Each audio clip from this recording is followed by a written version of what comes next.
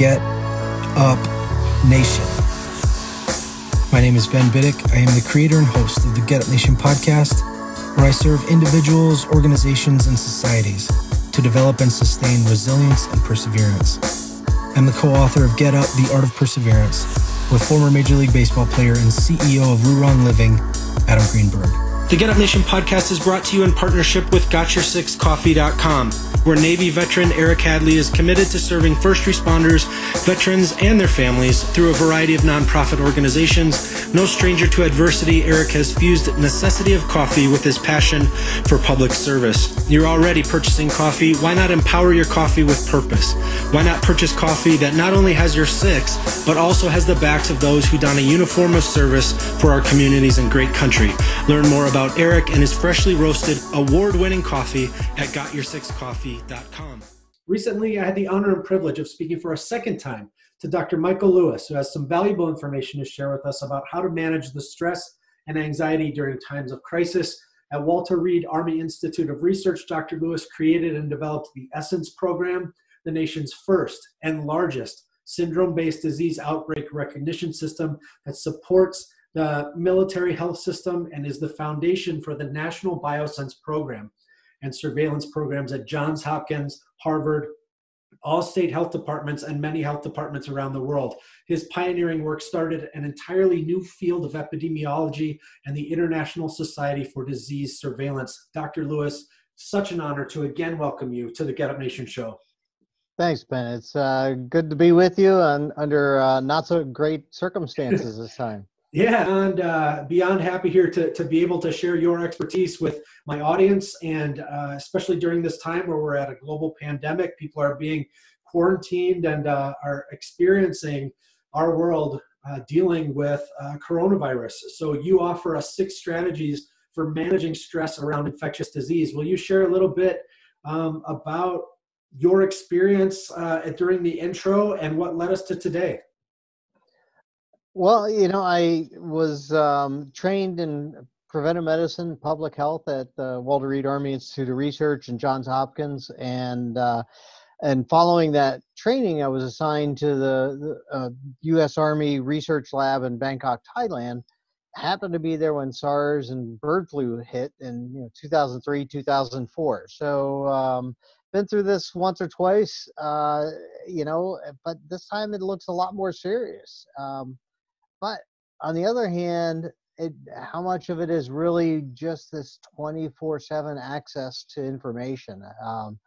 We had cell phones and TVs, obviously, back in 2003, but we didn't have this supercomputer in the palm of our hands, and we didn't have this constant news cycle. And so I think it's just freaking everybody out. It's causing a lot of panic, a lot of stress in people's lives. And I think we're just starting to see the stress. I mean, people are stressed about being told not to go to work and stay home, but we're going to see financial stress, emotional stress down the line.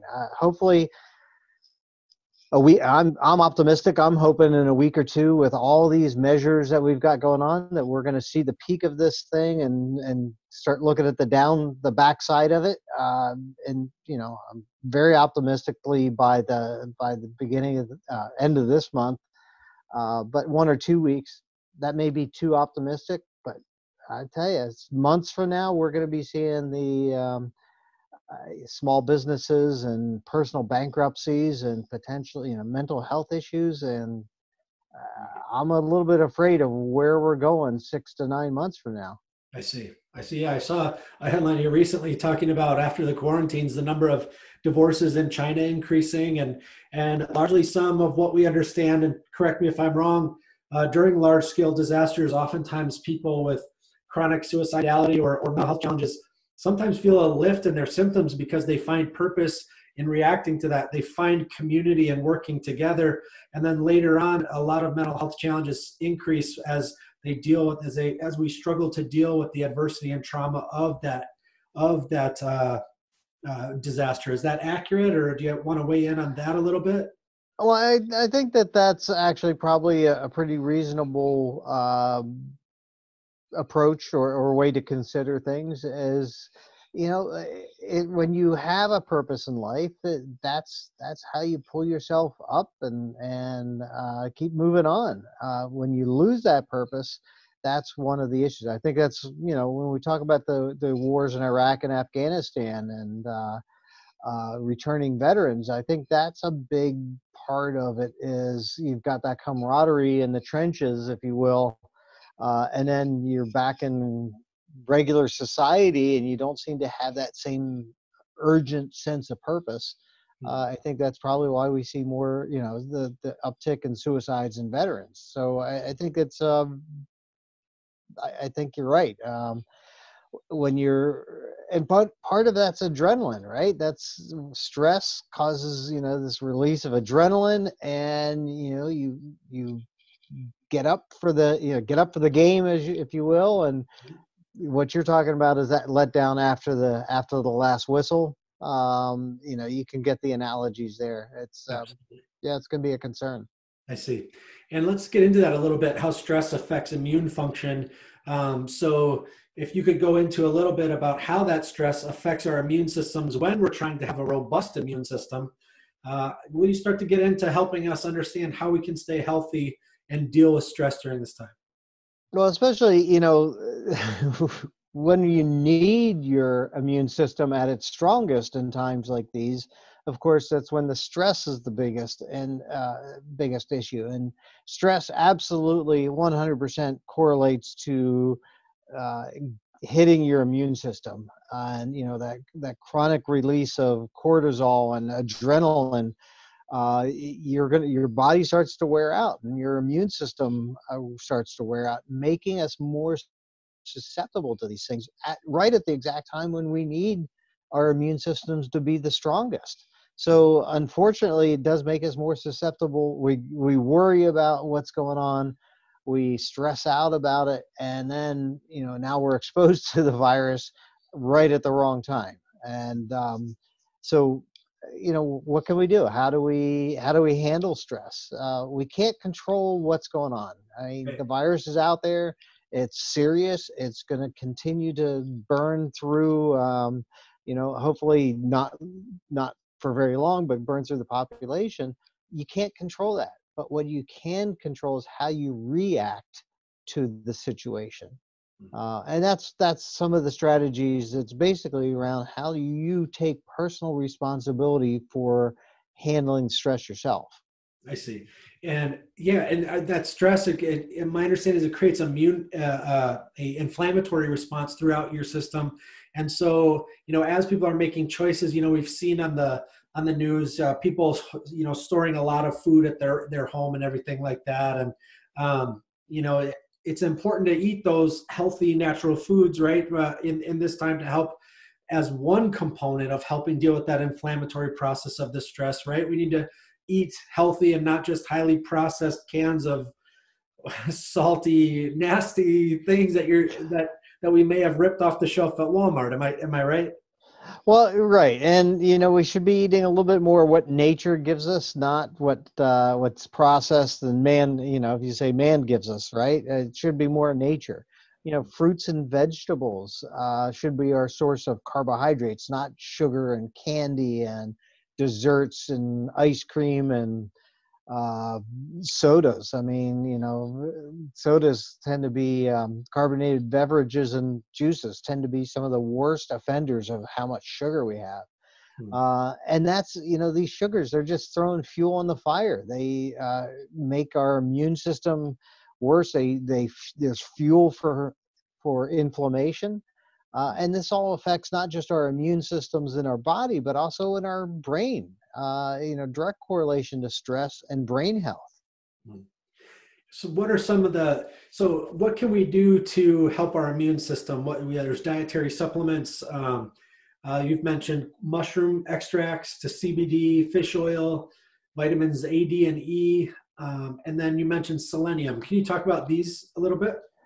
Well, and I'd throw zinc in there as well. I mean, we know that zinc can help shorten the duration of colds. A lot of these, selenium or, the different vitamins, not so much prevent you from, if you're deficient in these, and a lot of people are deficient in vitamin D, as an example, But if you're deficient, it may help boost your immune system to keep you from getting this disease. But certainly, most of these, like zinc and selenium, and these can help shorten the duration of a disease if you get it. And we're talking whether it's the common cold or whether we're talking the coronavirus. So, but the bigger question is, besides eating healthy, are there other things we can do to boost our immune function so that we don't get sick or as sick? And the big one for me, I think, is really CBD. I think that's been, we've kind of gone through this whole revolution in the last year or so with CBD, and particularly hemp, but for good reason. It can help strengthen our immune system. It's really more about fine-tuning the immune system. If you're a little bit deficient in your cannabinoids internally, it can help boost that. But the two big ones that I think it'll help with, one is helping fine-tune or keep your immune system really where it should be, and the other one is anxiety. I use CBD with almost all my patients now because we have so much anxiety in today's world, even before all this started to happen. And now, it's just gone crazy. So I think I work with one particular CBD company, and I kind of took some old World War II posters and co-opted them. The Winston Churchill was famous for, keep calm and carry on. And I took one of those posters and keep calm and take CBD. So I think a lot can be said for that, actually. Yeah, that's great. And another thing that's, you mentioned it, the constant news coverage, right? So we're getting not just one or two or three or four channels of information. We're getting information at our fingertips, on the wall at the doctor's office, in our car. We're just getting all sorts of information all the time. It can be overwhelming. So how can that both exacerbate troubling things, and how can it be used to our advantage to help us get through? Well, I think back when I was in Southeast Asia in 2003 and dealing with SARS, we had cell phones, we had TVs, of course, but we didn't have these supercomputers in our hands, and there wasn't 85 news channels, so half of, well, I don't even want to put a number on it, but I'll just kind of say half of what news channels carry these days isn't news. There's not enough news for 24 hours a day. So it becomes news and then opinion about the news and opinion and opinion and opinion. And so I think that we're just bombarded, and turn it off. I mean, take a break. I like to combine the idea of combining a couple of things. Put down your phone and turn off the news, put on some music, but really put down your phone and go outside. Combine exercise with nature, get your sunshine and vitamin D, and get some fresh air, and get away from the news. If you just take a half-hour walk around your neighborhood or in the woods or in nature, you can accomplish a couple of things. You're getting exercise, you're getting the fresh air, the vitamin D, the sunshine. And in some ways, I think exercise is very much a form of meditation. But you could even throw in, while you're on your walk, hopefully with a loved one, or a family walk, talk about all the things you're grateful for. So there you just combine everything but food, right? Say I got 6 strategies, 7 if you throw CBD in there, but 6 strategies, and you could do 5 at one time just by going for a walk with your family and loved ones and doing those things. Nice. And let's see. And with the profound technology that we have available to us, we can connect with the people that we love, even if they are far away, even if we're on quarantine. Thankfully, our the internet is still operational, as far as I know, across the country. So we can actually use these to our advantage to reach out and connect and check on each other, even though we can't physically maybe be with everyone that we love. So that's exciting to me. Any other observations you have about making the most of quarantine and remaining calm and getting through this? Well, it's a choice. Remaining calm and handling stress is a choice. And you can, some people just generally are more nervous, but these things can be taught, they can be reversed, they can be changed. So you just got to say enough is enough is enough. And I'm going to change. I am going to I think gratitude is probably one of the biggest things that can help change that attitude. Mm-hmm. And so if you really focus on gratitude, and some people say, you should keep a gratitude journal, write down before you go to bed all the things you were grateful for that day.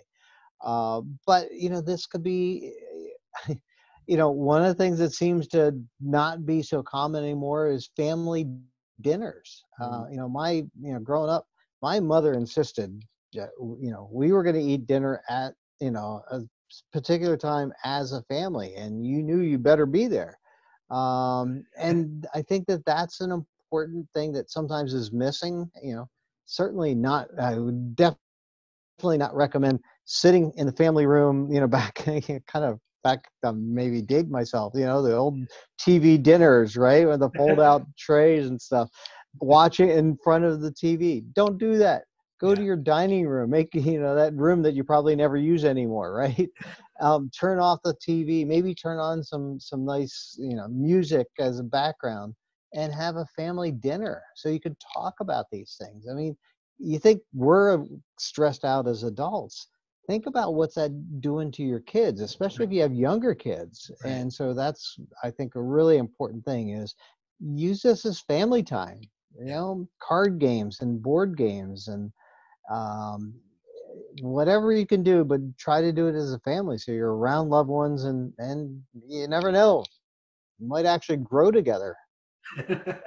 Imagine that. Yeah. Actually what a concept, huh?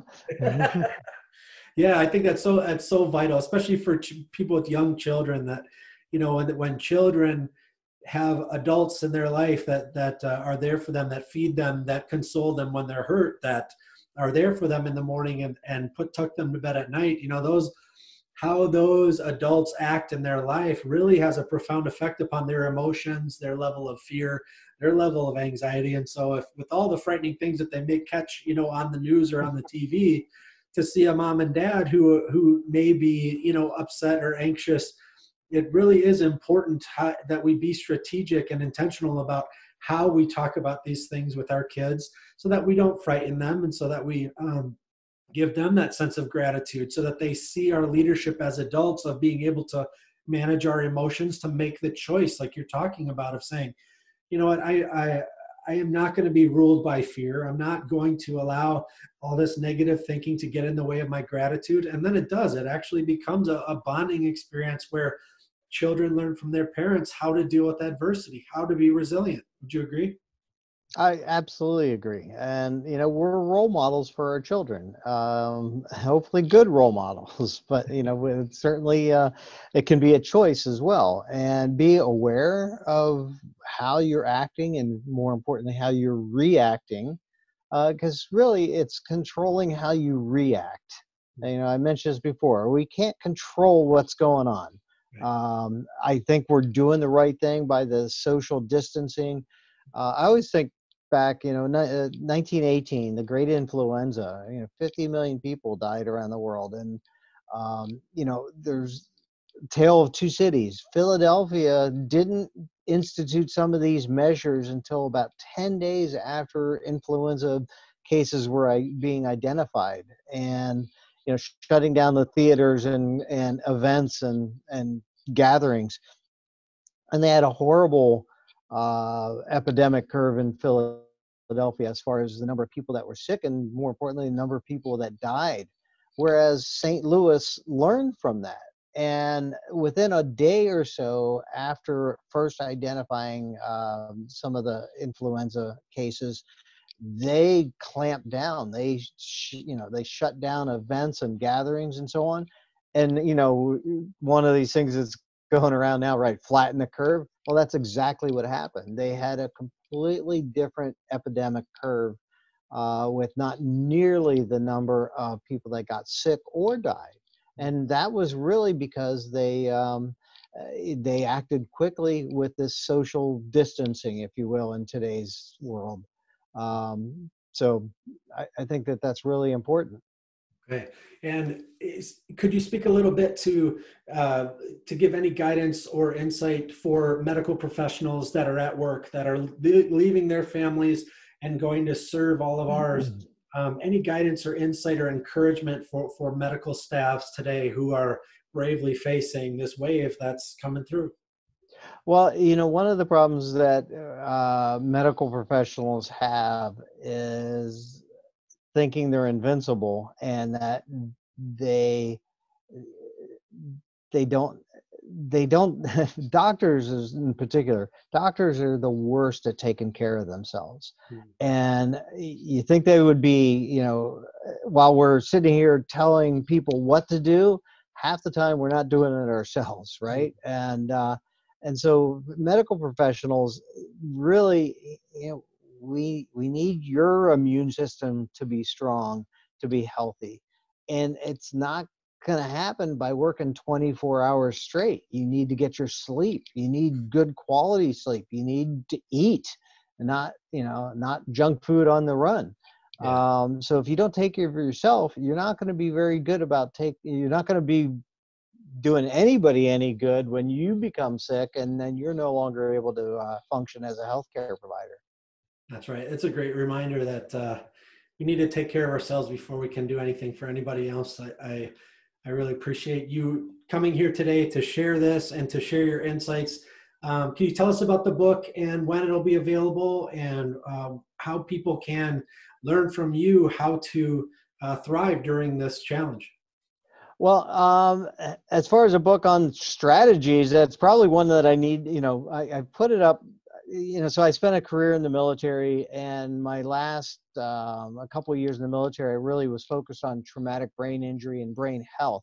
And when I retired, I started a small nonprofit, and the website for that is brainhealtheducation.org. It's brainhealtheducation.org. And I put those strategies up there on the front page. You'll see it. You can click on it, and we've got those different strategies, how we can deal with stress in the time of coronavirus. As far as a book, I did come out with a book, When Brains Collide, about 2 years ago now, and it really the message hasn't changed. It's really about maintaining brain health or regaining brain health, and it's really focused more on concussions, like sports concussions. But honestly, it's just as applicable even for stress. If you want to get a hold of your stress, you can do it through those different strategies I talk about. Like, the first thing you can do is just take a couple of deep breaths.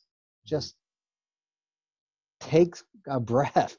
And that is a good way. And I used to tell my kids in school, when they got a big test, when the teacher says go, don't just rush into it. I said, take 3 deep breaths and then turn the test over. That 10 seconds isn't going to make the difference. So you can get When Brains Collide. It's available on Amazon. Lots of good strategies on nutritional ways to deal with brain health or the absence of it. And go to brainhealtheducation.org for some of the other strategies more specific towards stress. Okay. All right. Thank you, Doctor, so much for taking time out of your day to help us all be healthier and more resilient. Really appreciate your time, and stay safe out there. Yeah, you too.